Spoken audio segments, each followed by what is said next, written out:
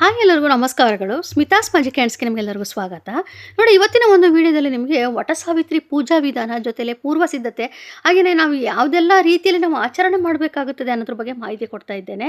ಸಾಮಾನ್ಯವಾಗಿ ಪ್ರತಿ ಬಾರಿಯೂ ಅಷ್ಟೇ ಜ್ಯೇಷ್ಠ ಮಾಸದ ಕಾರ ಹುಣ್ಣಿಮೆಯಲ್ಲಿ ನಾವು ಈ ಒಂದು ವಟ ಸಾವಿತ್ರಿ ವ್ರತವನ್ನು ಆಚರಣೆ ಮಾಡ್ತೇವೆ.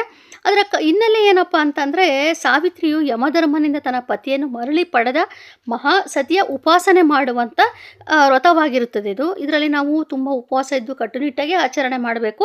ಪ್ರತಿಯೊಬ್ಬರು ಕೂಡ ಯಾರೆಲ್ಲ ಮದುವೆ ಆಗಿರ್ತೀರೋ ಅವರು ಪತಿಯ ಒಂದು ದೀರ್ಘಾಯುಷ್ಯ, ಆರೋಗ್ಯ ಚೆನ್ನಾಗಿರಲಿ, ಎಲ್ಲ ರೀತಿಯಲ್ಲಿ ಕುಟುಂಬ ಕೂಡ ಸುರಕ್ಷಿತವಾಗಿರಲಿ, ಎಲ್ಲವೂ ಚೆನ್ನಾಗಿರಲಿ, ಸುಖ ಸಮೃದ್ಧಿ ಹೆಚ್ಚಾಗಲಿ ಅಂತ ಕೇಳಿಕೊಂಡು ಉಪವಾಸವಿದ್ದು ಈ ಒಂದು ವ್ರತವನ್ನು ಆಚರಣೆ ಮಾಡಬೇಕಾಗುತ್ತದೆ. ಹಾಗೆಯೇ ಈ ವ್ರತದ ಮುಖ್ಯ ಅಂಶ ಏನಪ್ಪ ಅಂತಂದರೆ, ವಟ ಅಂದರೆ ಆಲದ ಮರವನ್ನು ಪೂಜಿಸುವಂಥದ್ದು. ಅಂದರೆ ಯಾವ ರೀತಿ ಅಂತಂದರೆ, ಆಲದ ಮರದ ಬೇರಿನ ಭಾಗದಲ್ಲಿ ಬ್ರಹ್ಮದೇವರು ನೆಲೆಸಿರ್ತಾರಂತೆ. ಹಾಗೆ ಮಧ್ಯದಲ್ಲಿ ಮಹಾವಿಷ್ಣು, ತುದಿಯ ಭಾಗದಲ್ಲಿ ಮಹೇಶ್ವರ, ಅಂದರೆ ಮೂರೂ ಶಕ್ತಿಯುಳ್ಳ ಸಾವಿತ್ರಿಯ ಆ ವೃಕ್ಷದಲ್ಲಿ ನೆಲೆಸಿರ್ತಾರೆ ಅನ್ನೋ ಒಂದು ನಂಬಿಕೆ. ಹಾಗಾಗಿ ನಾವು ವಟ ಅಂದರೆ ಆಲದ ಮರದ ಬಳಿ ನಾವು ಈ ಒಂದು ಪೂಜೆಯನ್ನು ಮಾಡಬೇಕಾಗುತ್ತದೆ. ಪೂಜೆಯ ವಿಧಾನವನ್ನು ಕೂಡ ಇವತ್ತು ನಾನು ನಿಮಗೆ ಸಂಪೂರ್ಣ ಮಾಹಿತಿ ಕೊಡ್ತಾ ಹೋಗ್ತೇನೆ. ನೋಡಿ, ನಾವು ಮೊದಲು ಪೂರ್ವ ಸಿದ್ಧತೆ ಯಾವ ರೀತಿ ಇರಬೇಕು ಅಂತೇಳಿ ತಿಳಿದುಕೊಳ್ಳೋಣಂತೆ. ಈಗ ನೋಡಿ, ನನಗೆ ಏನೆಲ್ಲ ತಿಳಿಸ್ಕೊಡ್ತಾ ಇದ್ದೀನೋ ಅದನ್ನು ನೀವು ಇಂದಿನ ದಿವಸವೇ ಸಿದ್ಧತೆ ಮಾಡಿಟ್ಕೋಬೋದು. ಮೊದಲು ಅರಿಶಿಣ ಕುಂಕುಮ, ಅರಿಶಿಣವನ್ನು ಸ್ವಲ್ಪ ಹೆಚ್ಚಿನ ಮಟ್ಟದಲ್ಲಿ ತೆಗೆದುಕೋಬೇಕು. ಯಾಕೆ ಅಂತಂದರೆ, ನಾವು ಅವತ್ತಿನ ದಿವಸ ಸತ್ಯವಾನ್ ಸಾವಿತ್ರಿ ಅಂತ ಹೇಳಿ ಇಬ್ಬರ ಒಂದು ಚಿತ್ರಣವನ್ನು, ಅಂದರೆ ಇಬ್ಬರದ ಒಂದು ನಾವು ಚಿತ್ರಣವನ್ನು ಗಮನದಲ್ಲಿ ಇಟ್ಕೊಂಡು ಎರಡು ಗೋಪುರದ ರೀತಿಯಲ್ಲಿ ನಾವು ಸಿದ್ಧತೆ ಮಾಡ್ಕೋಬೇಕಾಗುತ್ತದೆ. ಹಾಗಾಗಿ ನಾವು ಅರಿಶಿಣವನ್ನು ಸ್ವಲ್ಪ ಹೆಚ್ಚಿನ ಮಟ್ಟದಲ್ಲಿ ತೆಗೆದುಕೋಬೇಕು. ಹಾಗೆ 2 ಮಣ್ಣಿನ ದೀಪ, ಹಾಗೆಯೇ ಮತ್ತು 1 ಡಜನ್ ಬಳೆ, ಆಮೇಲೆ ಕಡಲೆಕಾಳು, ಹಸಿ ಕಡಲೆಕಾಳು ತೆಗೆದುಕೋಬೇಕು. ಹಸಿ ಕಡಲೆಕಾಳಿಗೆ ಬೆಲ್ಲವನ್ನು ಇಟ್ಕೊಳ್ಳೇಬೇಕು ನೀವು. ಅಂದರೆ ನೀವು ಅವತ್ತಿನ ದಿವಸ ಏನೇ ಒಂದು ವಿಶೇಷ ಪ್ರಸಾದ ಮಾಡಿದ್ರೂ ಕೂಡ ಕಡಲೆಕಾಳಿನ ಪ್ರಸಾದ ಜೊತೆಲಿ ಬೆಲ್ಲವನ್ನು ಇರಲೇಬೇಕಾಗುತ್ತದೆ. ಹಾಗೆ ನೋಡಿ, ಅರಿಶಿಣದ ಕೊಂಬು ಮತ್ತು ಅಂಗನೂಲು. ಯಾಕೆ ಅಂತಂದರೆ, ನಾವು ಸತ್ಯವಾನ್ ಸಾವಿತ್ರಿ ಅಂತೇಳಿ ನಾವು ಏನೋ ಒಂದು ಗೋಪುರದ ರೀತಿಯಲ್ಲಿ ಸಿದ್ಧತೆ ಮಾಡ್ಕೊಂಡಿರ್ತೀವೋ, ಆ ಸಾವಿತ್ರಿಗೆ ನಾವು ಈ ಒಂದು ಅರಿಶಿಣ ಕೊಂಬಿಂದ ಮಾಂಗಲ್ಯವನ್ನು ಮಾಡಿ ನೂಲನ್ನು ಹಾಕಬೇಕಾಗುತ್ತದೆ. ಹಾಗೆ ನೋಡಿ, ಆ ಒಂದು ಹಳದಿ ಬಟ್ಟೆನೇ ತೆಗೆದುಕೋಬೇಕು. ಹಳದಿ ಬಟ್ಟೆಯಲ್ಲಿ ₹1, ₹2 ಏನಾದರೂ ಪರವಾಗಿಲ್ಲ, ಒಂದು ಸಿದ್ಧತೆ ಮಾಡ್ಕೋಬೇಕು. ಆಮೇಲೆ ನೀವು ಎಷ್ಟು ಜನ ಬಂದಿರ್ತಾರೋ 10 ಜನ ಕುಂಕುಮ ಕೊಡೋದಕ್ಕೋಸ್ಕರ ಸ್ವಲ್ಪ ಮಟ್ಟಿಗೆ ಬಳೆ ಹೆಚ್ಚಿನ ಮಟ್ಟದಲ್ಲಿ ತೆಗೆದುಕೊಳ್ಳಿ. ಆಮೇಲೆ ಅರಿಶಿಣ ಕುಂಕುಮದ ಪ್ಯಾಕೆಟು, ಆಮೇಲೆ ದೀಪಕ್ಕೆ ಹಾಕುವಂಥ ಬತ್ತಿ, ಎಣ್ಣೆ ಅಂತ ಬಂದಾಗ ಕೊಬ್ಬರಿ ಎಣ್ಣೆ ಅಥವಾ ನೀವು ದೀಪದ ಎಣ್ಣೆನೂ ಕೂಡ ಉಪಯೋಗಿಸ್ಕೋಬೋದು. ಹಾಗೆ ಒಂದು ಚಿಕ್ಕದಾದ ಕಳಸ, ಯಾಕಂದರೆ ಮರದ ಬುಡದಲ್ಲಿ ನಾವು ಸ್ವಲ್ಪ ಶುದ್ಧಿ ಮಾಡ್ಕೊಳ್ಳೋದಕ್ಕೋಸ್ಕರ ಒಂದು ಕಳಸಕ್ಕೆ ನೀರು ಬೇಕು. ಅಂದಮೇಲೆ ಒಂದು ಕಾಯಿ, ಎಲೆ, ಅಡಿಕೆ, ಬಾಳೆಹಣ್ಣು ಮತ್ತು ಒಂದು ಗೆಜ್ಜೆಯ ವಸ್ತ್ರ ಸಹ ಬೇಕಾಗುತ್ತದೆ. ಹಾಗೆ ಹೂವು, ಎಷ್ಟು ಸಾಧ್ಯನೋ ಅಷ್ಟು ರೀತಿಯಲ್ಲಿ ಹೂವು ತೆಗೆದುಕೊಂಡು ಹೋಗ್ಬೋದು. ಕೆಂಪು ಹೂವು, ಮಲ್ಲಿಗೆ ಹೂವು, ಯಾವುದೇ ರೀತಿ ಆದ್ರೂ ಪರವಾಗಿಲ್ಲ, ಹೂವನ್ನು ನೀವು ತೆಗೆದುಕೊಂಡು ಹೋಗಬೇಕಾಗುತ್ತದೆ. ಆಮೇಲೆ ಹಣ್ಣು ಅಂತ ಬಂದಾಗ ನೀವು ಬಾಳೆಹಣ್ಣಾದರೂ ಸರಿಯೇ ಅಥವಾ ಸೀಸನಲ್ ಫ್ರೂಟ್ ಯಾವುದಾದ್ರೂ ಪರವಾಗಿಲ್ಲ, ನೀವು ತೆಗೆದುಕೊಂಡು ಹೋಗ್ಬೋದು. ಈಗ ನೋಡಿ, ನಾನು ನಿಮಗೆ ಪೂಜೆಯ ವಿಧಾನವನ್ನು ತಿಳಿಸ್ಕೊಡ್ತಾ ಹೋಗ್ತೇನೆ. ನೀವು ಮೊದಲು ಏನು ಮಾಡಬೇಕು ಅಂತಂದರೆ, ಬೆಳಗ್ಗೆ ಅರ್ಲಿ ಮಾರ್ನಿಂಗ್ಗೆ ಎದ್ದು ಸ್ನಾನದ ನೀರಿಗೆ ನೀವು ಹಸಿ ಹಾಲು ಮತ್ತು ಸ್ವಲ್ಪ ಮಟ್ಟಿಗೆ ಅರಿಶಿಣವನ್ನು ಹಾಕ್ಕೊಂಡು ಸ್ನಾನವನ್ನು ಮಾಡಬೇಕಾಗುತ್ತದೆ. ಅದರ ನಂತರದಲ್ಲಿ ನೀವು ಕಾಲಿಗೆ ಸ್ವಲ್ಪ ಮಟ್ಟಿಗೆ ಅರಿಶಿಣವನ್ನು ಹಾಕ್ಕೊಳ್ಳಿ. ನಿಮಗೆ ಗೆಜ್ಜೆ ಹಾಕ್ಕೊಳ್ಳೋ ರೂಢಿಯಲ್ಲಿ ಇತ್ತಂದರೆ ಕಾಲ್ಗೆಜ್ಜೆ ಹಾಕ್ಕೊಳ್ಳಿ, ತುಂಬಾ ಒಳ್ಳೆಯದು. ಅದನ್ನು ಸೀರೆ ಉಟ್ಕೊಳ್ಳಿ, ಸೀರೆಯ ಜೊತೆಯಲ್ಲಿ ಕೈ ತುಂಬ ಬಳೆ ಹಾಕ್ಕೊಳ್ಳಿ, ತಲೆ ಬಾಚ್ಕೊಳ್ಳಿ. ಕೂದಲನ್ನು ಫ್ರೀ ಬಿಡೋಕ್ಕೆ ಹೋಗಬೇಡಿ, ಆದಷ್ಟು ಒಂದು ಜುಟ್ಟಾದರೂ ಹಾಕ್ಕೊಳ್ಳಿ, ತೊಂದರೆ ಇಲ್ಲ. ಹಾಕ್ಕೊಂಡು ಹೂವನ್ನು ಮುಟ್ಕೊಂಡು ಈ ಒಂದು ಪೂಜೆಯನ್ನು ನೀವು ಮಾಡಬೇಕಾಗುತ್ತದೆ. ಮೊದಲು ನಾವು ಮನೆಯಲ್ಲಿ ಈ ಒಂದು ಪೂಜೆ ಮಾಡೋದಕ್ಕೆ, ನಾವು ಹೊರಗೆ ಹೋಗೋದಕ್ಕೆ ಮುಂಚೆ ನಾವು ಮೊದಲು ಹೊಸ್ತಿಲ ಪೂಜೆ ಮಾಡಿಕೊಂಡು ಮನೆಯಲ್ಲಿ ಗಣೇಶನಿಗೆ ನಮಸ್ಕಾರ ಮಾಡಿಕೊಂಡು ನಮ್ಮ ಕುಲದೇವರಿಗೆ ನಮಸ್ಕಾರ ಮಾಡಿಕೊಂಡು ನಂತರದಲ್ಲಿ ನೀವು ಇದನ್ನು ಸಿದ್ಧತೆ ಮಾಡ್ಕೋಬೋದು. ಈ ಪೂರ್ವ ಸಿದ್ಧತೆ ಎಲ್ಲ ಹಿಂದಿನ ದಿವಸವೇ ಮಾಡ್ಕೋಬೋದು. ಸ್ವಲ್ಪ ಮಟ್ಟಿಗೆ ರಂಗೋಲಿನೂ ಸಿದ್ಧತೆ ಮಾಡ್ಕೊಂಡು ಹೋಗ್ಬೇಕು ನೀವು. ರಂಗೋಲೆ, ಅಕ್ಷತೆ, ಅರಿಶಿಣ, ಕುಂಕುಮ ಎಲ್ಲವನ್ನು ಕೂಡ ಪುಟ್ಟದೊಂದು ಬಾಕ್ಸ್ ಮಾಡಿ ಹಾಕ್ಕೊಳ್ಳಿ. ಆಮೇಲೆ ಸತ್ಯವಾನ್ ಸಾವಿತ್ರಿ ಏನಿರುತ್ತೆ ಅದು ನೀವು ಮನೆಯಲ್ಲೇ ಸಿದ್ಧತೆ ಮಾಡ್ಕೊಂಡು ಹೋಗ್ಬೋದು. ಹಾಗಾಗಿ ಬೆಳಗ್ಗೆ ಸ್ನಾನ ಮಾಡ್ತಿರಲ್ಲ, ಸ್ನಾನ ಮಾಡಿದ ನಂತರದಲ್ಲಿ ಅದೊಂದು ಸಿದ್ಧತೆ ಮಾಡ್ಕೊಳ್ಳಿ. ಮಿಕ್ಕಿರೋ ಒಂದು ವಸ್ತುಗಳನ್ನೆಲ್ಲ ಹಿಂದಿನ ದಿವಸ ಸಿದ್ಧತೆ ಮಾಡ್ಕೊಂಡು ಬ್ಯಾಗ್ನೆಲ್ಲ ಹಾಕಿ ರೆಡಿ ಮಾಡಿ ಇಟ್ಕೊಂಡ್ಬಿಡಿ. ಯಾಕಂದರೆ ಬೆಳಗ್ಗೆ ಗಡಿಬಿಡಿ ಆಗುತ್ತಲ್ವ. ಹಾಗಾಗಿ ನಾನು ಪೂಜಾ ಸಮಯವನ್ನು ಕೂಡ ತಿಳಿಸ್ಕೊಡ್ತಾ ಹೋಗ್ತೇನೆ.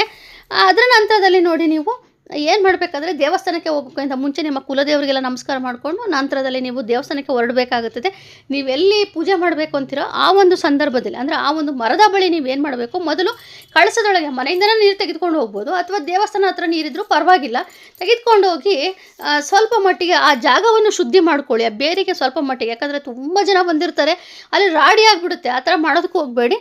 ನೀರನ್ನು ಚಿಮುಕ್ಸ್ಬಿಟ್ಟು ಕ್ಲೀನ್ ಮಾಡಿಕೊಂಡು ಒಂದು ಅಷ್ಟದಳ ಪದ್ಮ ರಂಗೋಲಿ ಹಾಕಿ, ಒಂದು ಚಿಕ್ಕದಾಗಿ ರಂಗೋಲಿ ಹಾಕೊಂಡು ಅದ್ರ ಮೇಲೆ ಒಂದು ಅಡಿಕೆ ತಟ್ಟೆನೂ ಕೂಡ ತೆಗೆದುಕೊಂಡು ಹೋಗಿ, ಅಥವಾ ಅಡಿಕೆ ತಟ್ಟೆ ಇಲ್ಲಾಂದರೆ ಸ್ವಲ್ಪ ದೊಡ್ಡದಾಗಿರೋಂಥ ವಿಳೆದೆಲೆ ತೆಗೆದುಕೊಂಡು ಹೋಗಿ, ಆ ವಿಳೆದೆಲೆ ಮೇಲೆ ನೀವು ಸತ್ಯವಾನ್ ಸಾವಿತ್ರಿ ಅಂತ ಇಡ್ಬೋದು. 2 ವಿಳೆದೆಲೆ ಮೇಲೆ ಸತ್ಯವಾನ್ ಸಾವಿತ್ರಿ ಇಡ್ಬೋದು. ಅಥವಾ ಅಡಿಕೆ ತಟ್ಟೆ ಮೇಲೂ ಇಡ್ಬೋದು. ಆ ಒಂದು 2 ವೀಳ್ಯದೆಲೆ ಮೇಲೆ ಅಥವಾ ಅಡಿಕೆ ತಟ್ಟೆ ಒಳಗೆ ನೀವು ಸತ್ಯವಾನ್ ಸಾವಿತ್ರಿ ಅಂತೇಳಿ ಏನು ಸಿದ್ಧತೆ ಮಾಡ್ಕೊಂಡು ಇಟ್ಟು ಅದಕ್ಕೆ ಅರಿಶಿನ ಕುಂಕುಮ ಹಚ್ಚಿ ಅಂಗನೂಲನ್ನು ಹಾಕಿ, ಇಬ್ಬರಿಗೂ ಅಂಗನೂಲನ್ನು ಹಾಕಬೇಕು, ಹಾಕಿ ಗೆಜ್ಜೆ ವಸ್ತ್ರ ಹಾಕಿ ಹೂವಿಂದ ಅಲಂಕಾರ ಮಾಡಿ ನೀವೇನು ಪ್ರಸಾದ ಸಿದ್ಧತೆ ಮಾಡ್ಕೊಂಡು ಹೋಗಿರ್ತೀರ ಪ್ರಸಾದವನ್ನು ಅಲ್ಲಿ ಇಟ್ಟು ಅದರ ನಂತರ 2 ದೀಪ ತೆಗೆದುಕೊಂಡೋಗಿ ಆ ದೀಪಕ್ಕೆ ಎಣ್ಣೆ ಹಾಕಿ ಬತ್ತಿ ಹಾಕಿ ದೀಪವನ್ನು ಹಚ್ಚಬೇಕು. ನಂತರದಲ್ಲಿ ನೀವು ಆ ಗೆಜ್ಜೆ ವಸ್ತ್ರ ಹಾಕ್ತಿಲ್ಲ ಆ ಒಂದು ಸಮಯದಲ್ಲೇ ಅರಿಶಿಣ ಕೊಂಬಿನಿಂದ ಒಂದು ಮಾಂಗಲ್ಯ ಸಿದ್ಧತೆ ಮಾಡಿಕೊಂಡು ಅದನ್ನು ಸಾವಿತ್ರಿಗೂ ಸಹ ಹಾಕಬೇಕಾಗುತ್ತದೆ. ಆಮೇಲೆ ನಿಮ್ಮ ಕೈಗೆ ಕಂಕಣವನ್ನು ಕಟ್ಕೊಳ್ಳೋದು ಮರಿಬೇಡಿ. ನೀವು ನಿಮ್ಮ ಯಜಮಾನರಿಂದ ಕಟ್ಟಿಸ್ಕೋಬೋದು ಅಥವಾ ನಿಮ್ಮ ಮನೇಲಿ ಯಾರು ದೊಡ್ಡವರಿದ್ರೋ ಅವರಿಂದನೂ ಸಹ ಕಟ್ಟಿಸ್ಕೊಂಡು ಹೋಗ್ಬೋದು. ಕಟ್ಸ್ಕೊಂಡು ಆಮೇಲೆ ದಂಪತಿಗಳ ಸಮೇತ ಹೋಗಿ ಪೂಜೆ ಮಾಡಿದ್ರೆ ಒಳ್ಳೆಯದೇ. ಇಲ್ಲ ಅಂತಂದರೆ ಹೆಣ್ಮಕ್ಳಷ್ಟೇ ಹೋಗಿ ಪೂಜೆ ಮಾಡ್ಬೋದು, ತೊಂದರೆ ಇಲ್ಲ.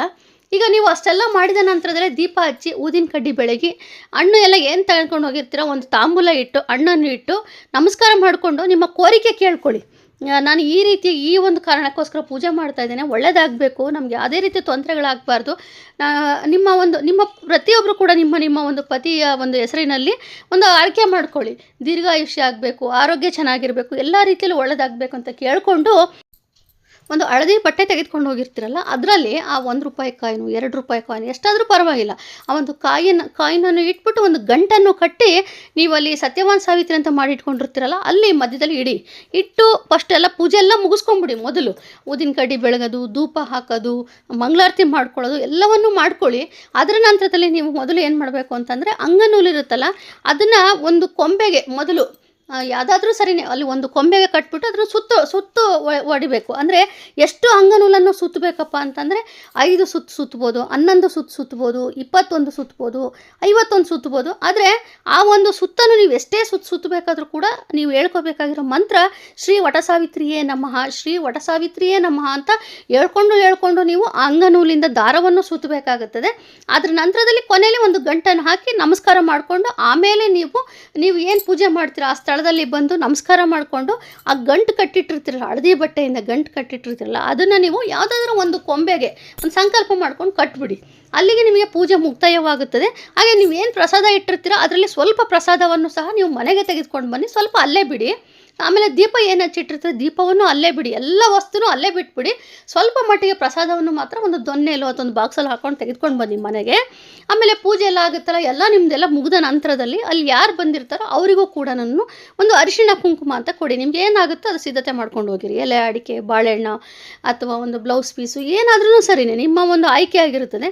ಅಲ್ಲಿಟ್ಟು ಅವರಿಗೆ ಕೊಟ್ಟು ಅವರಿಂದ ಒಂದು ಆಶೀರ್ವಾದ ತೆಗೆದುಕೊಂಡು ಆಮೇಲೆ ನೀವು ಮನೆಗೆ ಬಂದು ನೀವೇನು ಪ್ರಸಾದ ತೆಗೆದುಕೊಂಡಿರ್ತೀರೋ ಆ ಒಂದು ಪ್ರಸಾದವನ್ನು ಸೇವನೆ ಮಾಡಬೇಕಾಗುತ್ತದೆ. ಈಗಾಗಲೇ ಹೇಳಿದಾಗೆ ನಾನು ಕಡಲೆಕಾಳಿನ ಪ್ರಸಾದ ನೀವು ಮರೆಯೋ ಹಾಗೇ ಇಲ್ಲ. ಕಡಲೆಕಾಳಿನ ಪ್ರಸಾದವೇ ನಾವು ಯಾಕಪ್ಪ ಇಡಬೇಕು ಅಂತಂದರೆ ಸಾವಿತ್ರಿ ತನ್ನ ಗಂಡನ ಆಯಸ್ಸನ್ನು ಯಮರಾಜನ ಬಳಿ ಕೇಳಿಕೊಂಡಾಗ ಯಮರಾಜನ ಕಡಲೆಕಾಳಿನ ರೂಪದಲ್ಲಿ ಗಂಡನನ್ನು ಮರಳಿ ನೀಡಿರ್ತಾರಂತೆ. ಹಾಗಾಗಿ ಈ ಒಂದು ಪೂಜೆ ಸಂದರ್ಭದಲ್ಲಿ ನಾವು ಕಡಲೆಕಾಳಿನ ಜೊತೆಲಿ ಬೆಲ್ಲವನ್ನು ಸಹ ನಾವು ಪ್ರಸಾದವಾಗಿ ಇಟ್ಟರೆ ತುಂಬಾ ಒಳ್ಳೆಯದಾಗ್ತಾ ಹೋಗುತ್ತದೆ. ಇದಿಷ್ಟು ನೀವು ವಟಸಾವಿತ್ರಿ ಪೂಜೆ ಮಾಡಬೇಕಾಗಿರುವಂಥದ್ದು, ಜೊತೆಲಿ ಪೂರ್ವ ಸಿದ್ಧತೆ ಮಾಡ್ಕೋಬೇಕಾಗಿರುವಂಥದ್ದು. ಇನ್ನು ನಾನು ಹುಣ್ಣಿಮೆ ಪೂಜೆ ವಿಧಾನವನ್ನು ನಾನು ಒಂದು ಮುಂದಿನ ವಿಡಿಯೋದಲ್ಲಿ ತಿಳಿಸ್ಕೊಡ್ತೇನೆ. ಕಾರು ಹುಣ್ಣಿಮೆ ದಿವಸವೇ ನಾವು ಈ ಒಂದು ಸತ್ಯವಾನ್ ಸಾವಿತ್ರಿ ಅಂದರೆ ವಟಸಾವಿತ್ರಿ ಪೂಜೆ ಮಾಡುವಂಥದ್ದು. ಎಲ್ಲರೂ ಆಚರಣೆ ಮಾಡಿ ಆಲದ ಮರ ಇನ್ನೊಂದು ಏನಾಗುತ್ತೆ ಅಂದರೆ ದೇವಸ್ಥಾನದಲ್ಲೇ ಆಲದ ಮರ ಇರುತ್ತೆ ಅಂತ ಹೇಳೋದಕ್ಕಾಗೋದಿಲ್ಲ. ಹಾಗಾಗಿ ನಿಮಗೆ ಎಲ್ಲರೂ ನಿಮ್ಮ ಊರಿನಲ್ಲಿ ಎಲ್ಲೆಲ್ಲಿ ಪೂಜೆ ಮಾಡೋವಂಥದ್ದು ಇರುತ್ತೋ ಅಲ್ಲಿ ನೀವು ಹೋಗಿ ನೀವು ಅಲ್ಲಿ ಅದೇ ಒಂದು ಜಾಗದಲ್ಲಿ ಹೋಗಿ ಪೂಜೆ ಮಾಡ್ಕೊಂಡು ಬರ್ಬೋದು. ಹಾಗೆ ಇವತ್ತಿನ ಒಂದು ವಟಸಾವಿತ್ರಿ ವ್ರತದ ಪೂಜೆ ವಿಧಾನ ಹೇಗಿತ್ತು ಅಂತೇಳಿ ನನಗೊಂದು ಕಮೆಂಟ್ ಮಾಡಿ, ಹಾಗೆ ಲೈಕ್ ಮಾಡಿ, ಶೇರ್ ಮಾಡಿ, ಹಾಗೆ ಸಬ್ಸ್ಕ್ರೈಬ್ ಮಾಡ್ಕೊಳ್ಳಿ.